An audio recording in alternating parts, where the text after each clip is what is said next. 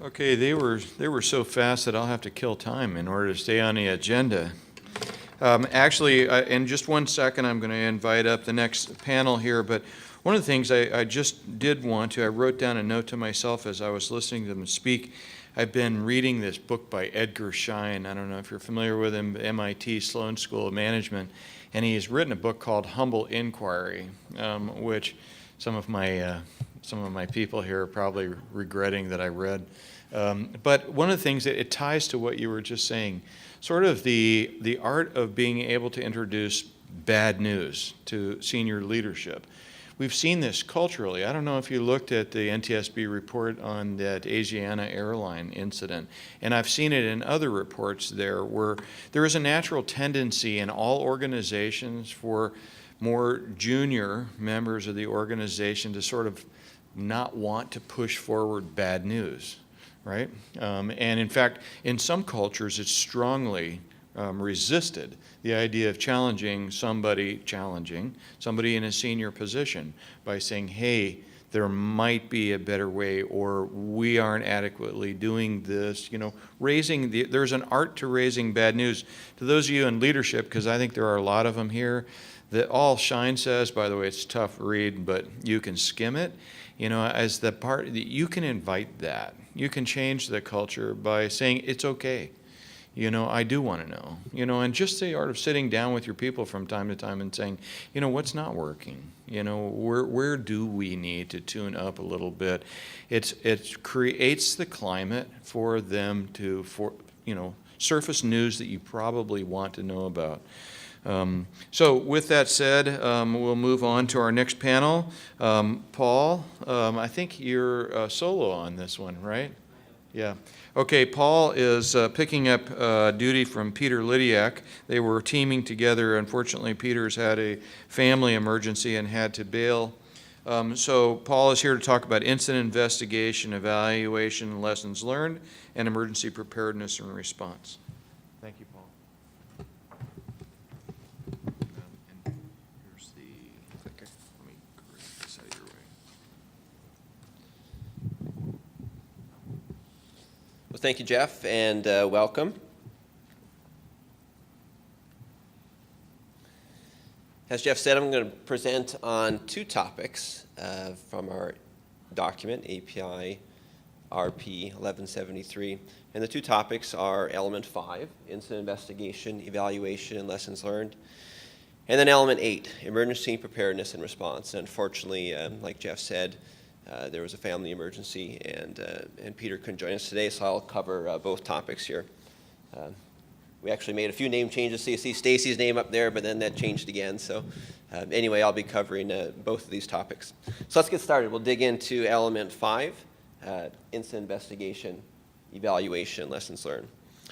What we're trying to achieve with this section is really highlighted in the last word of the title, learned or learning. Learning is foundational to continuous improvement, and continuous improvement is foundational to success. We've heard that earlier. Management systems not only improve safety, but profitability as well. This section places requirements on operators to learn from failures that could have led to a loss of life or serious injury. These incidents really provide a rich opportunity for operators to learn from the failures by identifying the root cause, what caused them, and then taking action to prevent reoccurrence. Just let me share a personal example real quick of an incident in our family's history, and then later on I'll use a couple anecdotes from the pipeline industry. But just to serve as an example of how incidents can lead to improvement and further risk mitigation. In my family, when my mother was young, her and her younger sister, were out on the swing set. Her younger sister fell off, hit her head on a root, and died from the injuries. But it was through my mom's sharing of that incident with the family that really helped protect not just her kids, but her kids' kids. It's important that now I think of that, and I'm fully aware when it comes to putting up a swing set in my backyard. And I share it for two reasons, because it's likely, folks here have experience with kids playing on swing sets in backyards. And the other reason is it really serves as an example of what we're trying to do here. and that is understand what happened in the incident and take steps to prevent it from happening again. So the next 3 slides, I'm going to cover the 3 main components that we put into our recommended practice on incident investigation. First, the requirements of the investigation process. Second, how we apply the lessons learned. And then finally, how we further the learnings through taking a look back at some of our past events and events that happen external to our business. I've listed here the 4 separate components that are required through the investigation process. It begins with identifying the cause, the contributing factors, and developing some lessons learned. Next, it's also important that companies and operators evaluate the effectiveness of the emergency response, if an emergency response was enacted, that recommendations for improvement are developed, and that finally the data that comes out of your incident investigation feeds the other components in the management system, such as your risk management process or your risk assessment. Just an example, in Enbridge, we had some pipeline damage from a geohazard about a year ago, and it was really an unsuspecting geohazard. It was a slope, but with a very shallow pitch, about 1 foot drop for 12 feet of horizontal. And the data that we found out through that investigation is absolutely now a part of our risk assessment and our risk register. And that's how the data that comes out of the investigations can feed the other components of your management system. The second component within this section of the RP is how we follow up and communicate the lessons learned. It's imperative that we track the corrective actions and the preventative actions that come out of our investigations. And it's also imperative that we communicate the findings. We learn through communication, and it's important that we develop a culture of learning. Management also plays a key role here. They're the ones that hold people in the organization accountable for taking the action. And they're also accountable for fostering the communication. They're the ones that make the decision with respect to what remains confidential and what doesn't.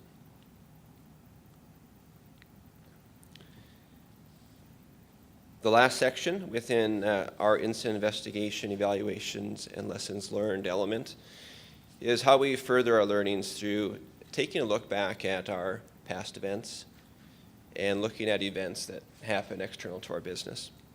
When looking at past events, there's a couple opportunities to further the learnings. One is to look at the past events through a new lens. Just like in your personal life, you grow, you learn more, and there's opportunities to relook at things and to learn something new. It's also imperative that we check on the effectiveness of the learnings from the known lessons that were developed. Does that procedure that was changed, is it being effective in driving the change that it was intended to do? The next part is learning from external events. And Marathon Pipeline recently showed some leadership in this area. There was an incident in one of their facilities in Illinois. And quickly after the incident, they developed a video of the findings and shared it with their peers. I remember sitting at my desk at Enbridge. The video was dropped off. And here it was, Marathon Pipeline saying, hey, look, this is what happened in our business. Don't let it happen in yours. And then finally, I want to throw a quote up here. This last principle was reiterated or earlier said today, but Eleanor Roosevelt espoused that learn from others' mistakes. You can't live long enough to make them all yourself.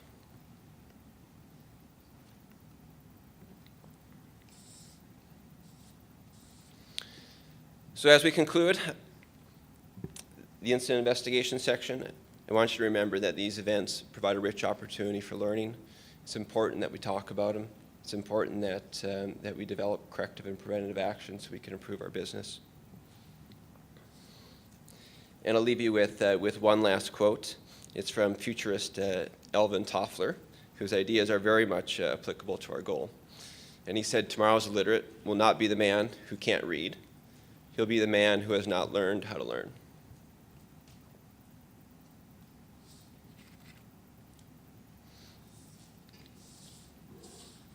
Okay, element 8. Let's jump into emergency response and preparedness.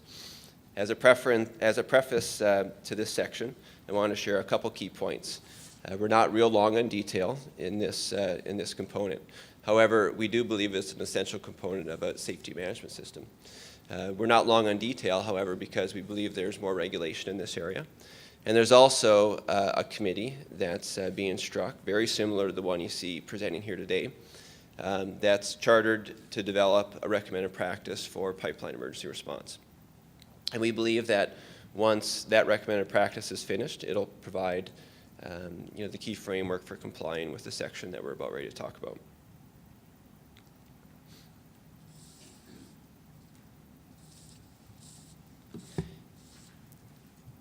Being prepared for an emergency with plans and procedures allows operators to more effectively mitigate the potential damage from an incident. This section places requirements on operators to have just those things in place, to have the plans and procedures in place. And not only to have them in place, but to maintain them, to communicate them, and to have the procedures ready and accessible for immediate implementation. The details in this section that I'll go through come in two parts. First, what events do we need to plan for? That'll be the next slide. And the one after that, what needs to be in the plan? Plans need to be developed for more than just an oil spill response. Operators need to determine whether type of events could lead to an emergency situation that puts people, property, the environment at risk. In Enbridge recently, in fact, I participated in it in Toronto, a drill in our gas distribution business that simulated a loss of service to a densely populated area in Toronto. And the emergency was customers losing heat in January. So it's not just a loss containment event, but we also need to plan for the other types of events that could cause damage.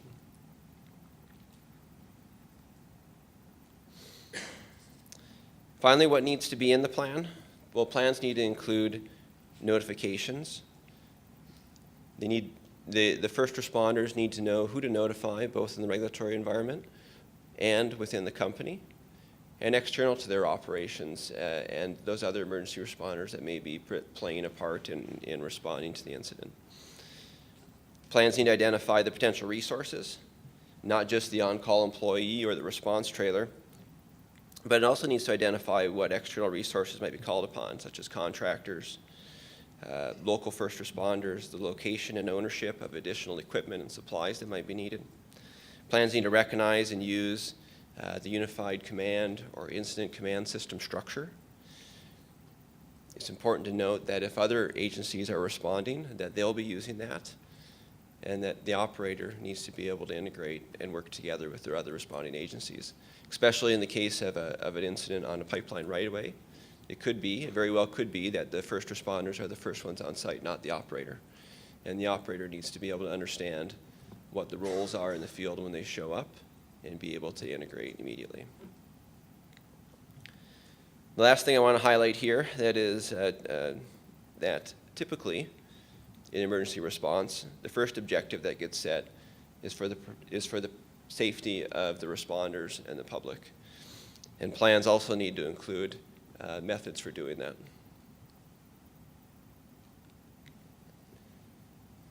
And to wrap it up, like incident investigation, when it comes to emergency response, we need to apply the lessons learned from past incidents. And they need to go into those updates of our emergency response plans. This is the end of the emergency response section, but I also want to say just one last thing before we wrap up, that I ask you guys to read the recommended practice, read these sections, and we're in this together. It's an industry initiative to improve safety. So please, direct your comments towards areas within the document that'll lead towards a further improvement of our goal. So thanks.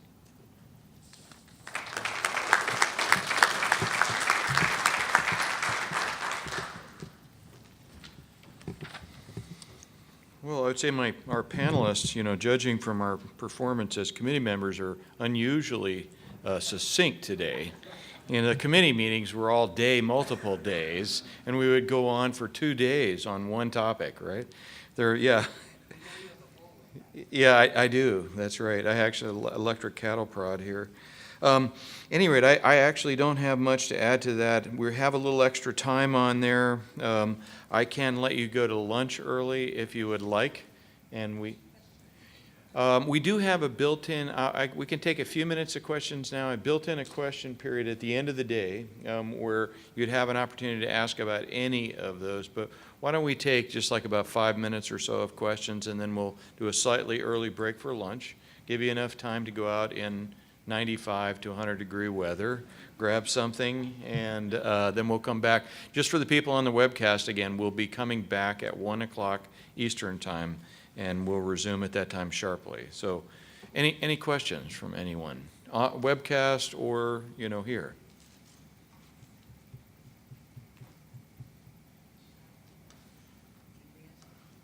No, you can't ask any questions. No, of course you can, yeah. Could I have stopped you? No.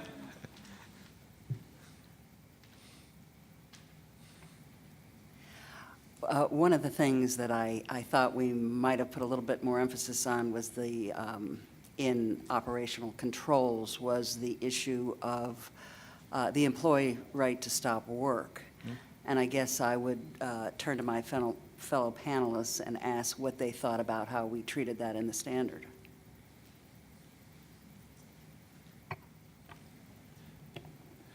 I thought Linda touched on it, but I'll be glad to reemphasize it because it is an important point. The expectation is that the employee or contractors will follow procedures. But I think what we found in our discussions among our work group is that it's also important to have a process where a person can raise their hand and say, this is an unsafe or potentially unsafe condition, and to raise the problem, to have a formal process in your procedures to be able to raise that issue and to get it addressed so that the unsafe condition doesn't persist or doesn't go on to the point where somebody gets hurt or a system is damaged in any way. So we try to be pretty explicit. The key is that it's built in with controls, it's built into the procedure that the company applies.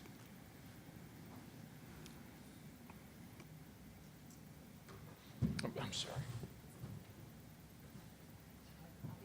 That's okay. I'll just respond also, Stacey, to your question from sort of the operator perspective.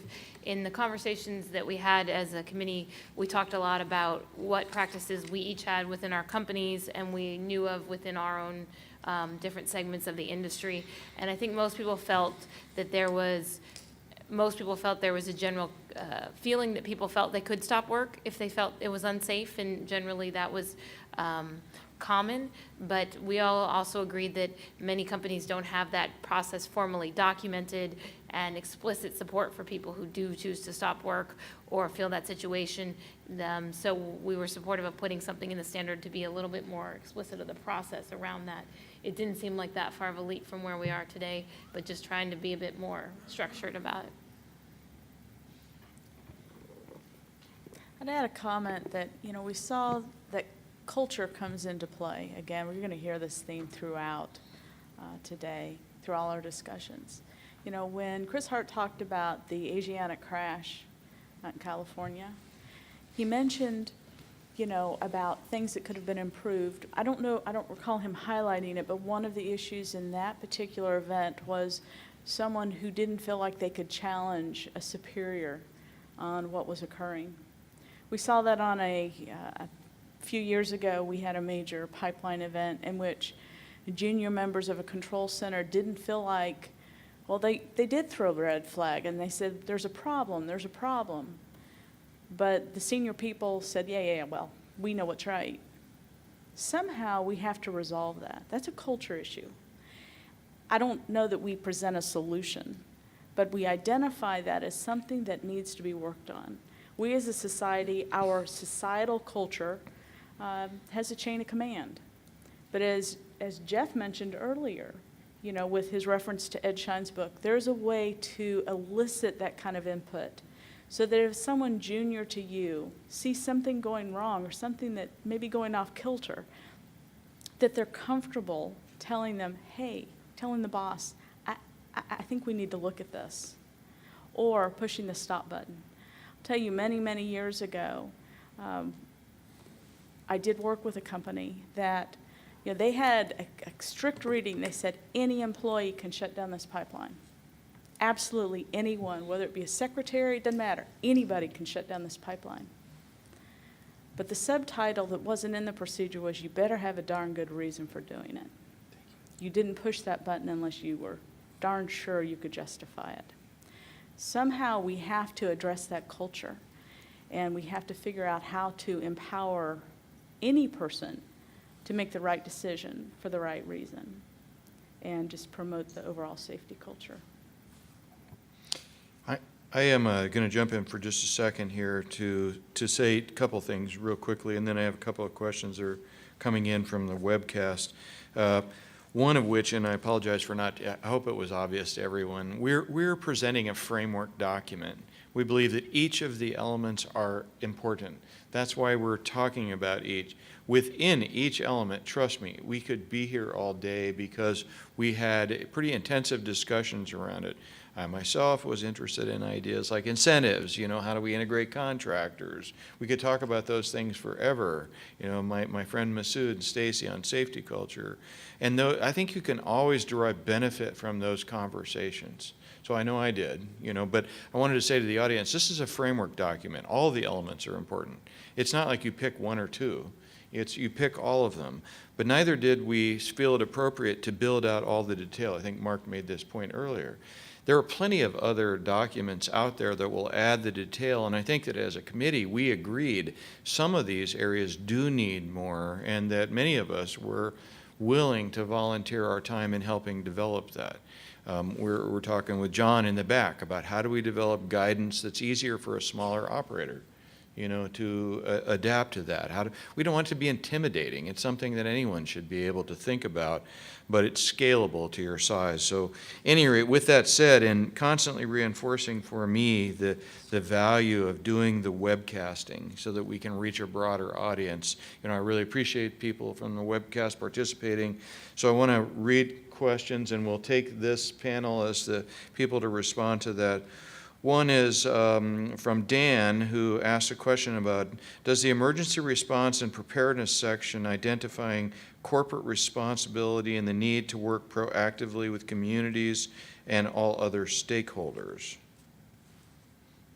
Maybe turn to Paul for an initial take on that one.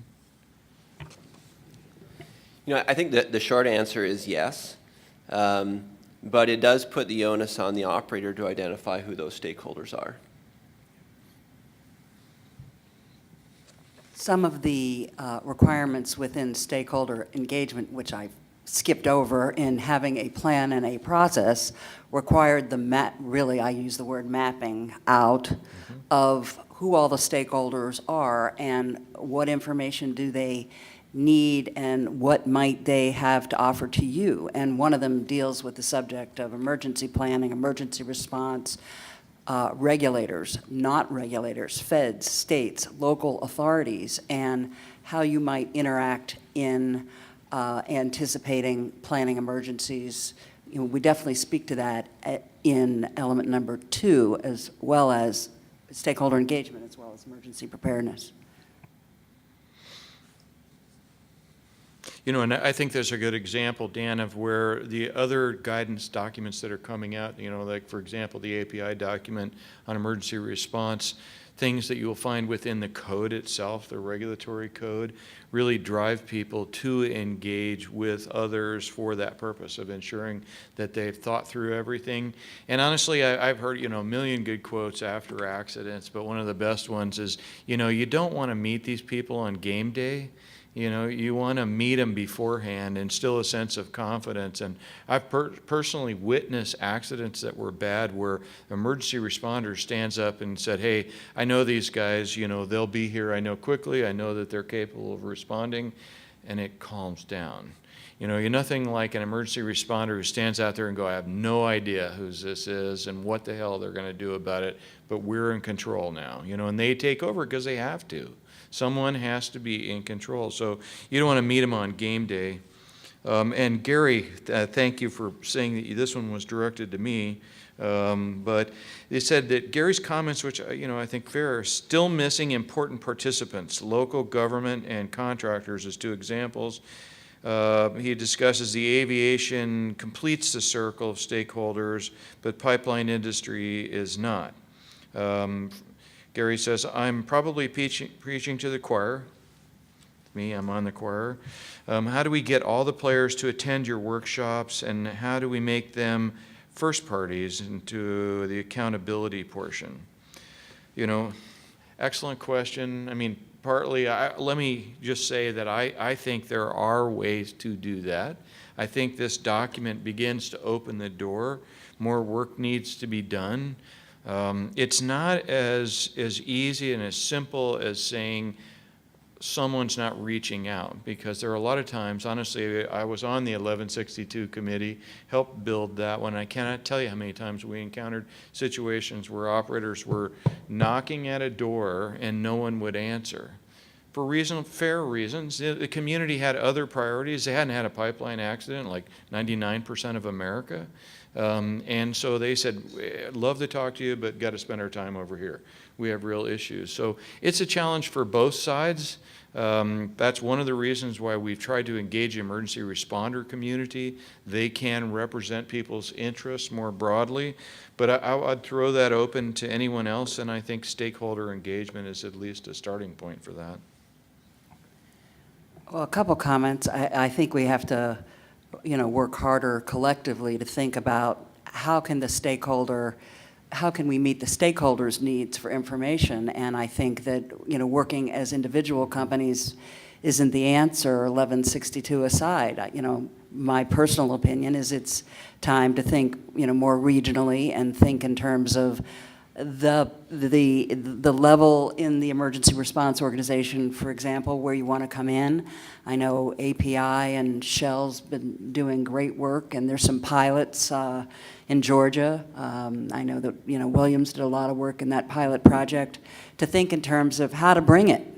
You can't just fire hose everybody and expect them to pay attention. And then the second point I wanted to make is I think that Chris Hart's example of sort of the collective collaborative. We've just come through months of, breaking down barriers among this particular set of individuals representing a lot of different interests. And I think, again, you have to bring it. You need to find a way to make the collaborative real again in broader ways. And, trade associations are great, but the outside world looks at you as the pipeline industry, and you have to find ways to be broader than a gas agency or an oil organization. Leaders have to step up, go across the aisle, make a pledge, okay, we're going to follow up on this collaborative thinking and reach out in a more broad way. And you can do it, you'll have fun doing it, and everybody will appreciate the collaborative. An add-on to that. Communication the best communication is two-way. If it's one way, you may hear some things, someone may learn some things, but where you really have the good learning and understanding is where you have engagement. So often in our communications with emergency responders or the public or concerned citizens, it's one way. Here's what we're doing. But maybe sometimes we should stop and ask, what do you need to know from us? Some of the groups that Stacy mentioned are engaging in that effort to say, okay, emergency responders, what do you need to know? What do you want to know? Maybe we should have that same effort with concerned citizen groups. We are trying in our agency to say, we understand you're concerned. What are your concerns? Talk to us and let us know and help us try to understand so we can respond appropriately. So that would be that whole two-way communication effort. The only thing I'll add here, and then I'll probably close it out and we'll go to lunch, is that, we've tried this for a long time to try to force new channels. So let's make a new channel in here. And I found that more often than not, those efforts have failed. And it's like you can get attraction for a little while, but then when things die out, competing priorities arise, it kind of fails. So one of the lessons, I think you got to keep at it. You got to keep trying. There's always changeover and people there. But in the emergency response, the other thing that we've been doing is going into their channels. You know, use pre-existing channels. For example, NFPA 472 sets out training requirements for emergency responders. We're trying to get into 472, and NFPA is working with us. So there's probably no one right answer here. You got to try them all, right? But we have to get into the pre-established channels that those people use in order to be informed, you know, and then try to supplement it from the outside. So with that little sermonette out of the way, I will thank you all and ask you to thank the panel for their presentations this morning. So with that said, and to everyone here, as well as the webcast, we'll adjourn now for lunch. Everybody's on their own, including those on the webcast, and we'll meet you back here at 1 o'clock Eastern.